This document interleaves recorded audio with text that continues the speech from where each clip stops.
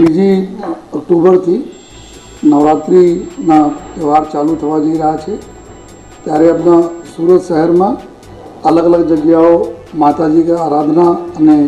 ગરબા કરવામાં આવે છે। કુલ સુરત શહેરમાં 2700 જેટલા જગ્યાઓ છે જ્યાં નાની મોટી ગરબાનું આયોજન થાય છે, જેમાં મોટા જો કોમર્શિયલ ગરબાઓ જો ગયા વખતે 17 જેટલા જગ્યાઓ પર મોટા કોમર્શિયલ ગરબાઓ થયા હતા જો અને એના સિવાય જો શેરીઓમાં, ઓપન ગ્રાઉન્ડમાં, સ્કૂલમાં અલગ અલગ મળાવીને કોઈ 2700ના આસપાસના ગરબાના આયોજન કરવામાં આવે છે। એની સંપૂર્ણ તૈયારીઓ આપણા કરી લેવામાં આવેલી છે અને એના માટે બંદોબસ્ત માટે કુલ 7000 જેટલા પોલીસના જવાનો અને હોમગાર્ડના જવાનો તૈનાત રહેશે અને 6 કંપની અમારી સ્ટેટ રિઝર્વ પોલીસના રહેશે અને એના લઈને સમગ્ર બંદોબસ્તના આયોજન કરવામાં આવેલા છે। આ અલગ અલગ જગ્યાઓ ઉપર ટોટલ અમારી જો અલગ અલગ જો 6 ઝોન્સ છે ડીસીપીસના ઝોન, આમાં એક ક્વિક રિએક્શન ટીમની રચના કરવામાં આવી છે, જેમાં એક પીએસઆઈ 10 જેટલા માણસો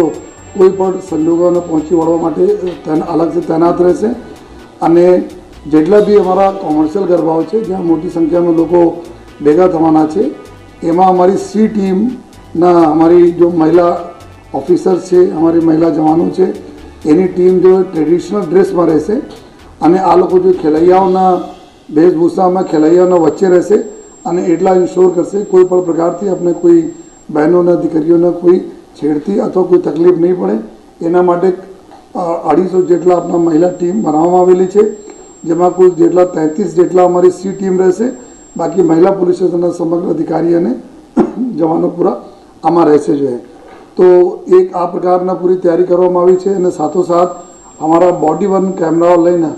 જેટલા બી અમારી પોલીસ છે, અમારા જવાનો છે, આ લોકો અંદર અને બહાર બધી જગ્યાએ તૈનાત રહેશે। કુલ 900 જેટલા બોડી વન કેમેરાઓના અમે લોકો ઉપયોગ કરીશું અને જ્યાં અમે લાગશે ત્યાં અમારે કુલ 9 જેટલા ડ્રોન કેમેરાઓને બી અમારે પાસે જો પોલીસ પાસે છે એનો ઉપયોગ કરવાના છીએ। સાથોસાથ જેટલા બી આયોજકો સાથે બી ગઈકાલે મિટિંગ થઈ હતી, આયોજકોને બી ઘણા બધા સમજ કરવામાં આવી છે, જેમાં ખાસ કરીને રાજકોટમાં ટીઆરપી ઝોનમાં જે રીતે દુઃખદ બનાવ બના તો એના જ ધ્યાનમાં રાખી અને ગવર્મેન્ટના સૂચના અને નામદાર કોર્ટના સૂચના અત્રે તો બધા સૂચનાઓનું પાલન કરવા માટે, જેમાં ખાસ કરીને ફાયર પ્રૂફ તમામ મટીરિયલ યુઝ કરવામાં આવે અને ફાયર એક્ઝિટ્સના અલગ અલગ જો એક્ઝિટ પોઈન્ટ હોય છે એકદમ એના ક્લિયર આમાં જોઈ શકાય આ પ્રકાર જો રેડિયમના લાઇટવાળા જો એક્ઝિટના જો બોર્ડ લગાવીને એક્ઝિટ રૂટના જો દર્શાવવામાં આવે અને જેટલા બી એક્ઝિટ રૂટ્સ છે આ રૂટ ઉપર કોઈ પણ પ્રકારના વસ્તુઓ યા કોઈ પાર્કિંગ નહીં રહે જેથી ઇઝીલી લોકો નીકળી શકે આ પ્રકારની બી ત્યાં સુવિધા કરવામાં આવી છે। સાથોસાથ જેટલા જનરેટર્સ હોય છે આ જનરેટર આપણા ડોમ યા મંડપ યા જો સ્થળ છે એનાથી દૂર જાય જોઈએ આ વ્યવસ્થા કરવામાં આવી છે, એના દૂર રાખે, એના સટાઈ નહીં રાખે જેથી કોઈ પણ બનાવ બને તો એમાં તકલીફ નહીં પડે।